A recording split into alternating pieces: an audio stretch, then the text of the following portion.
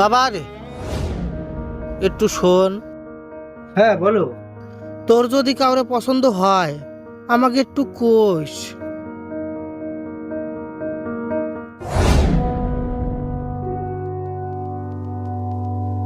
এ বাবু, হ্যাঁ বলো। তোর যদি কোনো মেয়ে পছন্দ করা থাহে আমাকে জানাস। আমাকেও তো বয়স বাড়তিছে, এবার তোর বিয়েটা দিয়েই দেবো।